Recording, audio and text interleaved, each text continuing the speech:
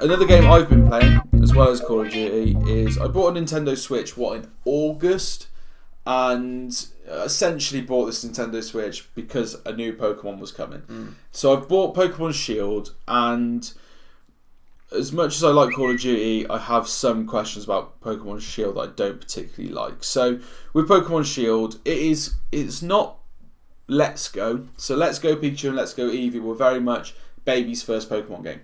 Right. Where your hand gets held whole way through. I've not played Pokemon since the good old red, blue, and yellow days. So I played.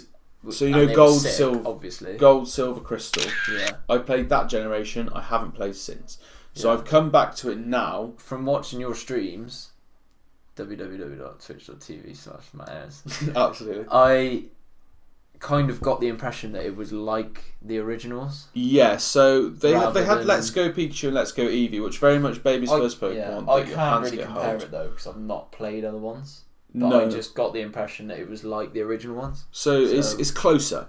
It's not the same. Yeah. Because with the old ones, and I listen to a gaming podcast, which we will talk about in the future when we do another topic of discussion, but they essentially brought up a very good point. Pokemon's difficulty isn't necessarily in the battles. Pokemon's difficulty is in the rinse and repeat parts of the game. So, if you've got a Pikachu who's level 5, in the old games, you had to use that Pikachu in the battle, maybe swap him out and get someone else in to finish the job to get him experience to level him up. Yeah. In this one, every Pokemon in your party gets leveled up at the same time.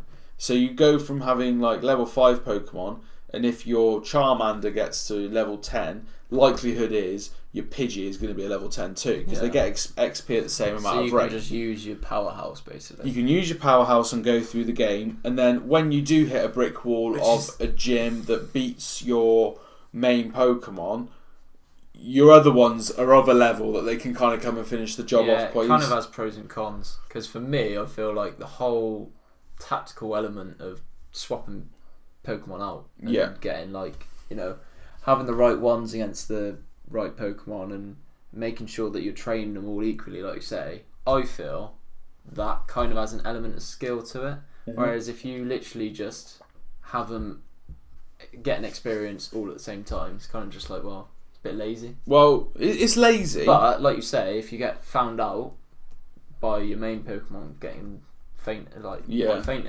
you have got something to fall back on, which makes the game a bit easier. That's essentially what's happened. It's made the game easier. I've gone through this Pokemon story I'm on the last boss now, and I'm about 25 hours.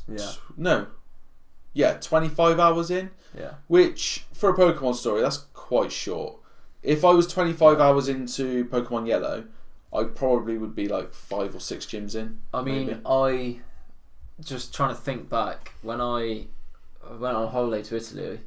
And we had this, we just rented this apartment thing for like 2 weeks with a load of other families anyway.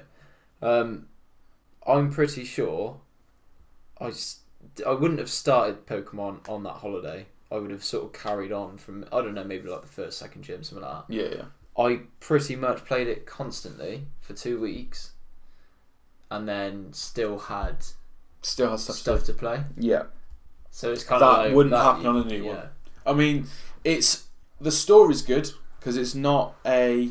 The graphics look quite clean as well. It is, and they have segments and which being 3D kind of is pretty sick as well. It is pretty sick because there's parts as well that I've only noticed in the end game where there's certain scenes it's doing a cinematic. Yeah, they're just a little bit better. Yeah. Than the normal graphics that have been really nice throughout the whole game. Yeah. It just that just steps it up a little bit, and I'm like, I've only just started noticing that. So I don't know whether it's been happening all the game and I've just not noticed, or whether it's like they have certain like movie-esque sort of scenarios where it does look really good. But I would say if you're a Pokemon fan from back in the day, this is the one to come back into. Yeah. It's a good game. Would you buy a Switch just to play this Pokemon game? Like, obviously, if you've already got the Switch and you buy it, if you've got the that's Switch, different. it's a must-buy. Yeah. If you haven't already got the Switch, would I buy a Switch just to play this game? I reckon I would. Right. I think it's good enough. Like, even thinking about it now, I've got a bit of a smile on my face because I have had a really good time with it.